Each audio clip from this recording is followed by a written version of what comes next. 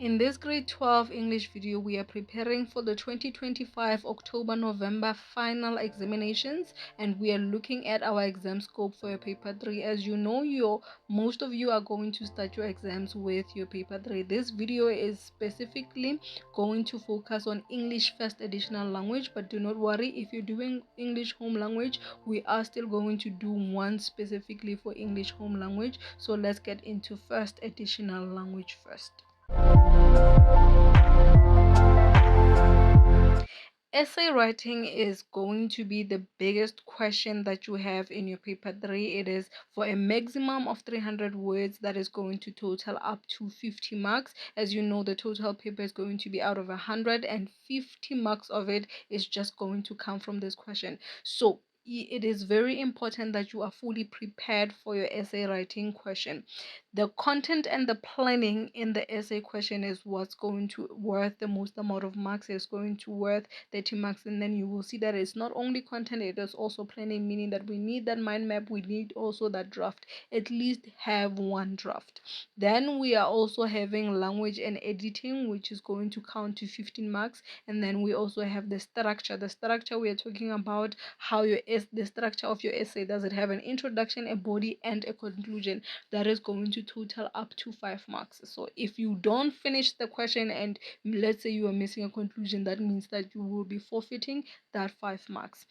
The essays have different types of essays, but I always recommend that the easiest ones that you can go into the examination with is to prepare yourself for a narrative as well as a reflective essay. You can write one or the other, or you can mix them. Either way, you will not be penalized. I just believe that narrative and a reflective essay are the easiest essay you can ever write. A narrative essay, you're simply telling a story, whereas a reflective essay, you are recollecting a memory of something that happened, and when looking back, what were your feelings, what were your thoughts. It's the simplest forms of essay that you can go into the exam room prepared for, unlike the argumentative and the discursive essays, because for those ones you have to be able to recollect facts, whereas these ones you can tell a personal story, you can tell a personal memory.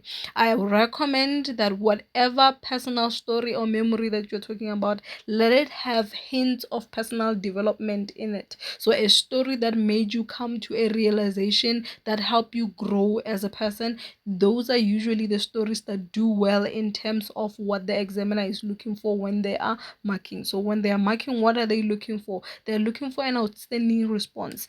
You usually get an outstanding response if your story is not just a story, but it has a message in it, it is thought-provoking, and it is well organized.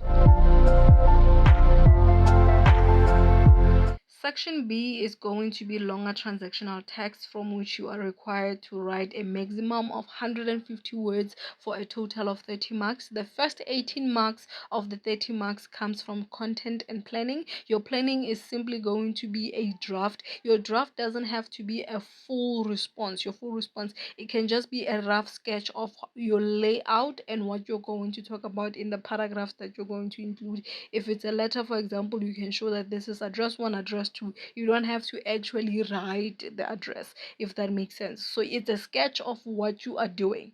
That's what it's supposed to be, because a lot of people say with paper 3 they didn't finish writing because of they write a full thing just as a draft and then they have to write the actual response. It's supposed to be a sketch. The next 12 marks of the 30 marks is from language and editing. This is where we look at your sentence construction as well as your grammar. And then just know that out of longer transactional text, we have 4 categories. My recommendation is that you study at least one of the longer transactional texts from each category. In category A, we are looking at the letters. We have a formal letter and an informal letter. At least know the format of at least one of them. And then in category B, we are looking at a curriculum vitae as well as a covering letter. Usually they go together, so make sure that you are prepared for both if you are preparing for that. And then in category C, we are looking at a review, an article, a report, as well as minutes. Minutes also go with an agenda. In category D, we are looking at a dialogue, an interview, and we're also looking at a speech. A speech can be formal or informal speech. What we are marking when it comes to longer transactional text is the appropriateness of your response.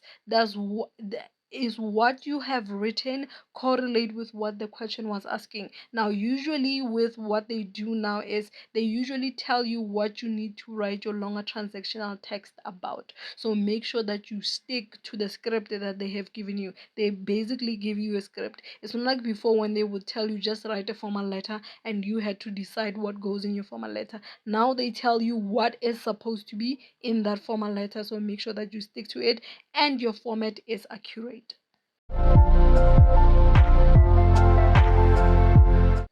Section C is shorter transactional text, of which requires you to write a maximum of 100 words for a total of 20 marks. The first 12 marks of that 20 marks goes into content and planning. And like we said with longer transactional text, your planning is simply a first draft, and the first draft doesn't have to be your full response. It can be a rough sketch of what your final response is going to be. So make sure that you're not wasting time on a draft, but you're putting all your energy in what your content is or your final draft is, and your first draft is simply just a rough sketch or an outline. And then the next 8 marks of the 20 marks goes into language and editing. That is your grammar, your choice of words, your sentence construction. So make sure that your editing skills are good there. And then when it comes to now the scope for your shorter transactional text, we're looking at 3 categories now. My recommendation is that you study at least one of the formats in each of the categories. At the very least, be prepared to write at least one thing in each of the 3 categories. In category A, we have an advertisement. This is where you are asked to put together an advertisement. We have an invitation card, a flyer, or a poster. In category B, we have a diary entry or writing a postcard. In category C, we have instructions and directions. It is very important that for shorter transactional text you focus on your formats, what your formats are. That's what they mark. They don't mark the illustrations, hence we say that there is no marks for illustrations for drawing. So for decorating, there's not going to be marks for decorating. What the marks are for is for a format, so we need an appropriate response and format.